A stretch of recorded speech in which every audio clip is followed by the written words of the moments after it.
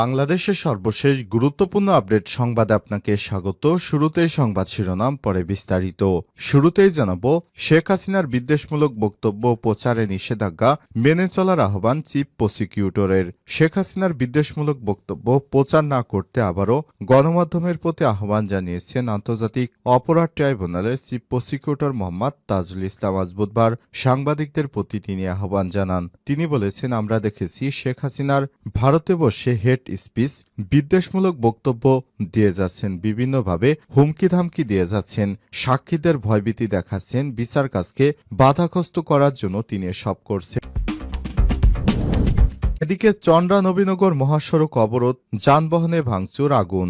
বেক্সিমকো গ্রুপের সমস্ত কারখানা খুলে দেওয়ার জন্য শ্রমিকেরা চন্দ্রা নবীনগর মহাসড়ক অবরোধ করে যানবাহন ভাঙচুর করেছে, আগুন দিয়েছে। এ সময় সংবাদ সংগ্রহ করতে গেলে তারা সাংবাদিকদের উপরও হামলা চালায়। এতে বেশ কয়েকটি যানবাহন ভাঙচুর এবং আগুনে পুড়িয়ে দেওয়া হয়েছে।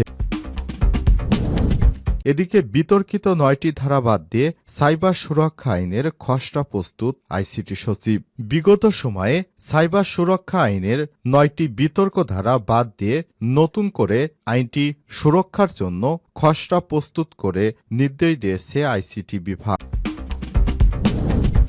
এরপর জানাবো, নির্বাচনে ফিরতে পারবে না আওয়ামী লীগ বললেন প্রেস সচিব। ছাত্র জনতার গণ অভ্যুত্থানে ক্ষমতাচ্যুত আওয়ামী লীগ আগামী ত্রয়োদশ জাতীয় সংসদ নির্বাচনে অংশগ্রহণ করতে পারবে না বলে জানিয়েছেন প্রধান উপদেষ্টার প্রেস সচিব শফিকুল আলম। মানবতা বিরোধী অপরাধের দায় স্বীকার না করলে এবং খুনগুমের সঙ্গে জড়িত ব্যক্তিদের নির্মূল না করা পর্যন্ত এটি সম্ভব নয় বলে জানান তিনি। আজ বুধবার ফেসবুক পোস্টে এই বার্তা দেন শফিকুল আলম। জানাবো, বিমানে বোমা আতঙ্কের মিথ্যা সংবাদে জড়িতদের শনাক্ত করে ব্যবস্থা নেওয়া হবে বললেন স্বরাষ্ট্র উপদেষ্টা। বাংলাদেশ বিমানের একটি ফ্লাইটে বোমা মেরে উড়িয়ে দেওয়ার হুমকি দেওয়া হয়েছে। বিমানটি তল্লাশি করে বোমা সদৃশ কোনো বস্তু পাওয়া যায়নি। তবে এই ঘটনার সঙ্গে বা এই মিথ্যা সংবাদ দেওয়ার সঙ্গে যারা জড়িত রয়েছেন তাদের বিরুদ্ধে কঠিন ব্যবস্থা নেওয়া হবে বলে জানিয়েছেন স্বরাষ্ট্র উপদেষ্টা লেফটেন্যান্ট জেনারেল অবসরপ্রাপ্ত জাহাঙ্গীর আলম চৌধুরী। এবং সর্বশেষ জানাবো, আমেরিকা থেকে অবৈধ 18,000 ভারতীয়কে ফেরাবে মোদি। যুক্তরাষ্ট্রে অবৈধভাবে বসবাস করা 18,000 অভিবাসীকে চিহ্নিত করেছে ভারত সরকার। নথিবিহীন এসব নাগরিককে নিজ দেশে ফিরে আনার পরিকল্পনা হাতে নিয়েছে দেশটির প্রধানমন্ত্রী নরেন্দ্র মোদি। ব্লুমবার্গের সঙ্গে কথা বলে সূত্র জানিয়েছে, ভারত সরকার সেদেশে বসবাসরত বৈধ প্রবাসীদের ভিসা সুরক্ষিত করা এবং ট্রাম্প প্রশাসনের সঙ্গে ঘনিষ্ঠ সম্পর্ক বজায় রাখতে অবৈধ ভারতীয়দের চিহ্নিত করে নতুন প্রশাসনকে সহযোগিতা করছে। প্রিয় দর্শক, এতক্ষণ শুনছিলেন সংবাদ শিরোনাম, এবারে বিস্তারিত।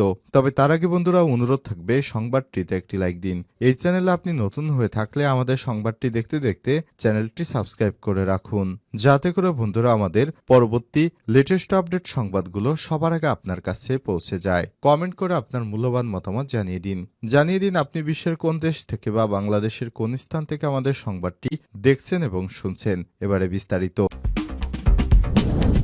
নির্বাচনে ফিরতে পারবে না আওয়ামী লীগ বললেন প্রেস সচিব। ছাত্র জনতার অভ্যুত্থানে ক্ষমতাচ্যুত আওয়ামী লীগ আগামী ত্রয়োদশ জাতীয় সংসদ নির্বাচনে অংশগ্রহণ করার গুঞ্জন উড়িয়ে দিলেন প্রধান উপদেষ্টার প্রেস সচিব শফিকুল আলম। মানবতা বিরোধী অপরাধের দায় স্বীকার না করলে এবং খুনগুমের সঙ্গে জড়িত ব্যক্তিদের নির্মূল না করা পর্যন্ত এটি সম্ভব নয় বলে জানান তিনি। বুধবার ফেসবুক পোস্টে এই বার্তা দেন শফিকুল আলম। ফেসবুক পোস্টে তিনি বলেছেন, বাংলাদেশ আওয়ামী লীগ, বিএএল এবং গণহত্যাকারী সাংবাদিক ও সমর্থকরা বিভ্রান্তিতে আছেন যে দেশ নির্বাচনের দিকে এগিয়ে গেলে তারা আবার রাজনৈতিক প্রক্রিয়ায় ফিরে আসবে। দুঃখিত, আওয়ামী লীগ তার মানবতা বিরোধী অপরাধের দায় স্বীকার না করে এবং খুন ও মারপিট ও গুমের সাথে জড়িতদের নির্মূল না করা 2009 থেকে 2024 সালের মধ্যে সংঘটিত হত্যাকাণ্ড ও মানবাধিকার লঙ্ঘনের সাথে জড়িত আওয়ামী লীগ সদস্য এবং এর আদেশ বাহকদের বিচার না হওয়া পর্যন্ত এটি ঘটবে না। সম্প্রতি মাসগুলোতে বিভিন্ন বিদেশি কূটনৈতিক ও কর্মকর্তাদের সঙ্গে সাক্ষাৎকারের কথা উল্লেখ করে শফিকুল আলম বলেছেন, কাদের মধ্যে খুবই সমঝোত, তাদের মধ্যে খুবই কমই সমঝোতার আহ্বান জানিয়েছে। তারাও বুঝতে পেরেছেন অপরাধীরা তাদের অপরাধ স্বীকার না করলে বা হত্যা মারপিট ও গুমের দায় স্বীকার না হলে কিভাবে পুনর্মিলনের আহ্বান জানাবেন, বরং সংস্কার ও দেশের প্রতিষ্ঠানগুলোকে ঠিক করার ব্যাপারে অপ্রতিরোধ্য সমর্থন জানাতে দেখেছি তাদের। এ সময় তিনি বলেছেন, আন্তর্জাতিক অধিকার গোষ্ঠীগুলোর কাজগুলো স্পষ্টভাবে দেখিয়েছেন যে জুলাই ও আগস্টে মাসে নিরস্ত্র শান্তিপূর্ণ প্রতিবাদকারীদের নির্মমভাবে হত্যা করা হয়েছিল। আমি জনগণকে যাত্রাবাড়ী হত্যাকাণ্ডে ও হৃদয় হত্যা তথ্যচিত্র দেখার আহ্বান জানাবো। আরও তথ্যচিত্র আসছে দেশের প্রতিটি বিশ্ববিদ্যালয়ের শিক্ষার্থীরা তাদের ক্যাম্পাসে সংগঠিত অপরাধগুলো তুলে ধরতে তথ্যচিত্র নির্মাণ করছে এবং তারপর কয়েক ডজন নতুন নাগরিক গোষ্ঠীর প্রচেষ্টা রয়েছে যারা শেখ হাসিনা শাসনামলে সংগঠিত প্রতিটি হত্যাকাণ্ডের বুদ্ধিমানের সাথে নথিভুক্ত করছে। শেখ হাসিনার বিদ্বেষমূলক বক্তব্য প্রচারে নিষেধাজ্ঞা মেনে চলার আহ্বান চিফ প্রসিকিউটরের।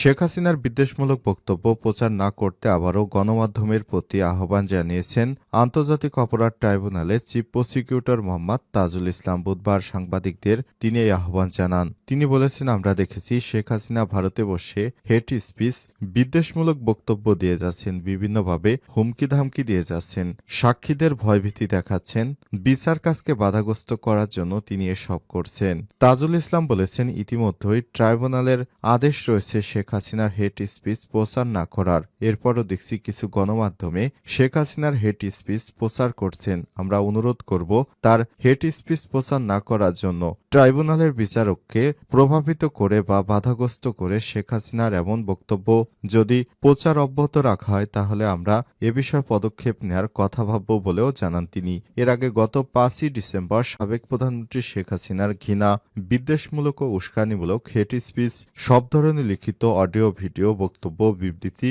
প্রচার প্রকাশে নিষেধাজ্ঞা দেয় আন্তর্জাতিক অপরাধ ট্রাইব্যুনাল। একই সঙ্গে সামাজিক যোগাযোগ মাধ্যম, গণমাধ্যম সহ সব ধরনের মাধ্যম থেকে তার বক্তব্য প্রকাশিত বিবৃতি অপসারণেরও নির্দেশনা দেওয়া হয়েছে। তথ্য সম্প্রচার মন্ত্রণালয়ের সচিব, ডাক টেলিযোগাযোগ ও তথ্য প্রযুক্তি মন্ত্রণালয়ের তথ্য যোগাযোগ প্রযুক্তি বিভাগের সচিব এবং বাংলাদেশ টেলিযোগাযোগ নিয়ন্ত্রক কমিশন বিটিআরসি তাৎক্ষণিকভাবে এই আদেশ বাস্তবায়ন করতে নির্দেশ দেয় আদালত। প্রসিকিউশনের আদেশে চেয়ারম্যানের বিচারপতি গোলাম মোর্তজা মজুমদারের নেতৃত্বাধীন আন্তর্জাতিক অপরাধ ট্রাইব্যুনাল এ আদেশ দেয়। চরনা নবীনগর মহাসড়ক অবরোধ, যানবাহনে ভাঙচুর, আগুন। বন্ধ কারখানা খুলে দেওয়ার দাবিতে গাজীপুরের চরনা নবীনগর মহাসড়ক অবরোধ করেছে বেক্সিমকো ইন্ডাস্ট্রিয়াল পার্কের শ্রমিকেরা। এ সময় আন্দোলনরত শ্রমিকরা গণপরিবহন ভাঙচুর ও অগ্নিসংযোগের পাশাপাশি গণমাধ্যম কর্মীদের উপর হামলা করে।